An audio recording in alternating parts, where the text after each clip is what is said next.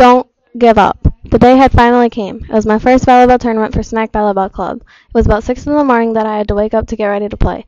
I was so nervous. I walked out the door to get into the car to leave. The tournament was taking place at Grand Valley State University. When I arrived at Grand Valley, I looked for my team table and set down my food. All my teammates were gathered around the giant table talking about how excited they were.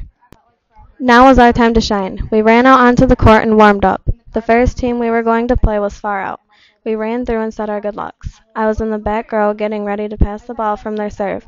The ref blew the whistle as loud as a tornado siren. The far out team served the ball and I passed it up. I ran back to the front row as quickly as I could, just in time to spike the ball. Now it was our serve. I got the ball and bounced a few times against the ground. I could feel all the pressure on me as I waited for the whistle. When the ref blew the whistle, I smacked the ball as hard as I could and ran back in to be ready to pass. They passed the ball up and spiked it back down. The game went back and forth for a long time. After a long while, we had the score of 24 and they had 20.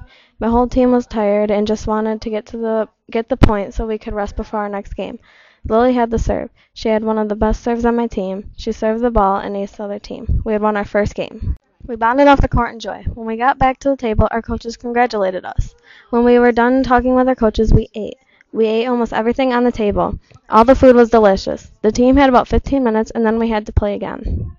The team had about 15 minutes to eat and then we had to play again.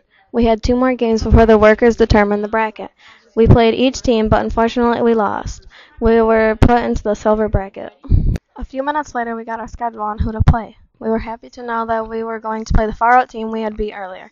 When we played them again, we won. We were still in the tournament. We moved on to the orange team. They looked like a team that wasn't ready. Some girls didn't have knee pads or volleyball shoes.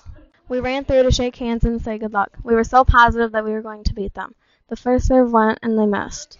Then we served again, and they bumped past and spiked and made the point. The ball went to them. They served, and we overpassed the hard serve. We couldn't keep up.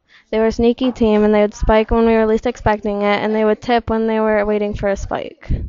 The game was the longest of the whole day. Our coach called a timeout. We all gathered around in a small group and talked about what was going on. We need to really watch what they're doing. They keep getting the ball where we aren't, Lily said. We need to be ready to get those. We yelled team and got back on the court.